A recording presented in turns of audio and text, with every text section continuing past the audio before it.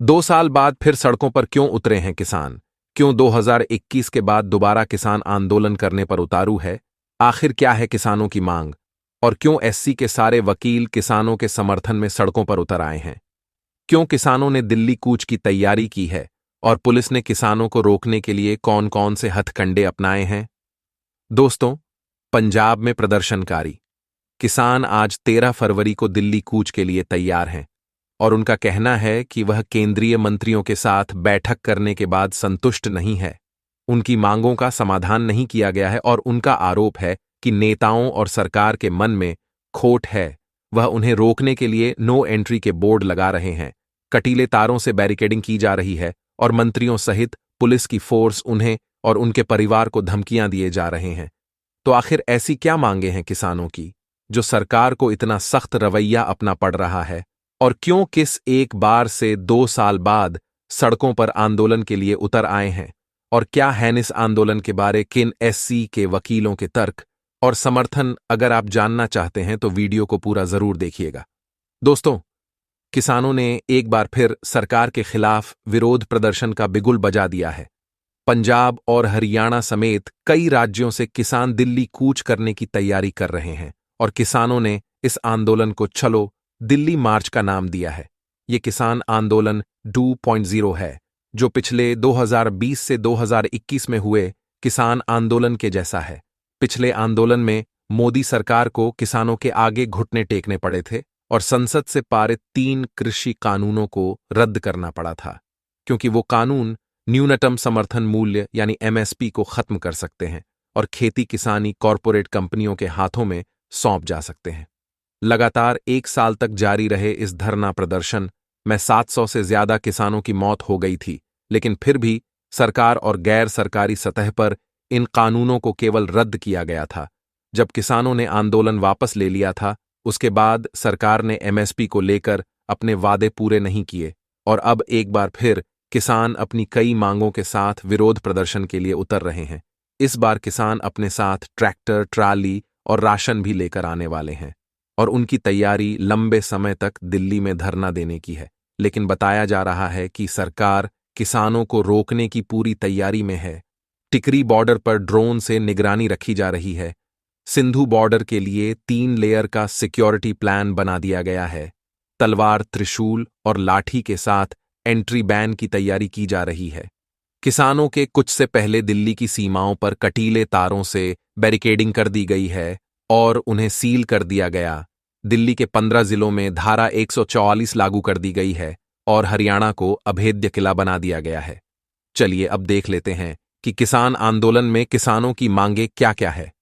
दोस्तों, किसने की सबसे पहली मांग एमएसपी यानी कि न्यूनतम समर्थन मूल्य के लिए एक उचित कानून बनाना है, न कि किसानों को एक बार फिर से बहलाना, गुमराह करना और उन्हें भ्रमित करना।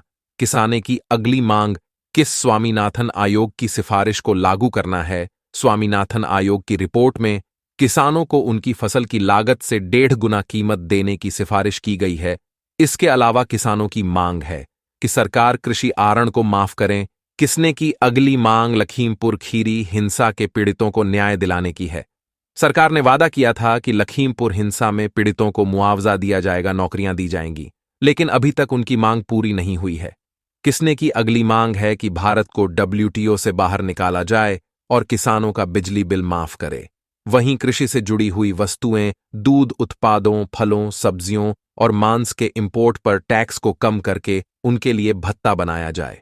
78 साल से ज्यादा के कृषि मजदूरों के लिए पेंशन लागू की जाए और उन्हें कम से कम 18,000 प्रति महीने की पेंशन दी जाए। साथ ही प्रधानमंत्री फसल बीमा योजना में सुधार करें और खुद अपनी बीमा प्रीमियम का भुगतान करें। सभी तरह की फसलों को योजना का हिस्सा बनाएं और नुकसान का आकलन करते समय खेत एकड़ को 1 इकाई के रूप में मानकर नुकसान का आकलन करें, ताकि किसानों को कर्ज तले और नुकसान के चलते फांसी न लगानी पड़े। भूमि अधिग्रहण अधिनियम को 2013 की तरह ही लागू किया जाए और भूमि अधिग्रहण के संबंध में केंद्र सरकार और राज्य सरकार ने जो निर्देश दिए हैं उन्हें रद्द किया जाए। कीटनाशक बीज और उर्वरक अधिनियम में संशोधन करके कपास सहित सभी फसलों की बीजों की गुणवत्ता में सुधार किया जाए और नकली खाद बीज और फर्टिलाइजर्स बेचने वालों पर कानूनी कार्रवाई की जाए। इन मांगों के साथ किसानों का आरोप है कि केंद्रीय मंत्रियों के साथ सोमवार रात को 5 घंटे से ज्यादा लंबी बैठक में उन्हें कोई भी समाधान नहीं मिला है, इसीलिए वह अपनी मांगों के लिए दिल्ली कूच करना चाहते हैं। किसानों का आरोप है कि सरकार के मन में खोट है और केंद्र सरकार किसानों पर दबाव बना रही है। उनके घरों में जाकर उनके बच्चों को और उनके परिवार को धमकाया जा रहा है और उनके बच्चों की पढ़ाई पर रोकबंदी के साथ उनकी जमीनों को जब्त करने की धमकियां दी जा रही है। किसने की मांगों के चलते एससी वकीलों का उन्हें पूरे तरीके से समर्थन मिला हुआ है। एडवोकेट भानु प्रताप सिंह लगातार किसने की मांगों के लिए सरकार से अपील किया जा रहे हैं और उनके साथ डटकर खड़े हैं। किसने की मांगों को लेकर एससी वकीलों का कहना है कि जब सरकार भारत के चंद पूंजीपतियों के 25 करोड़ लाख रुपए का कर्ज माफ कर सकती है तो 14 करोड़ 60 लाख किसानों का 15 करोड़ लाख का कर्ज क्यों माफ नहीं कर सकती, जबकि किसान तो भारत के अन्नदाता है। एडवोकेट भानु प्रताप सिंह का कहना है कि 2021 में लखीमपुर खीरी में कृषि कानून के लिए आंदोलन कर रहे 4 सिख किसानों को गृह राज्य मंत्री के बेटे अजय मिश्रा ने अपनी गाड़ी से कुचल दिया था। ना तो सरकार ने दोषियों के परिवार को सजा दिलाई, ना ही मंत्री को इस्तीफा देने के लिए कहा और ना ही पीड़ित परिवार को नौकरी और मुआवजे जैसा कोई भी कानून पारित किया। तो सरकार इस मामले पर जल्दी ही फैसला ले। सरकार ने 3 कृषि कानून को रद्द करते समय एमएसएसई की कमेटी बनाने का वादा किया था, लेकिन उसे वादे पर भी सरकार ने कोई प्रतिक्रिया नहीं दी, ना ही एमएससी पर कोई डिसीजन निकला।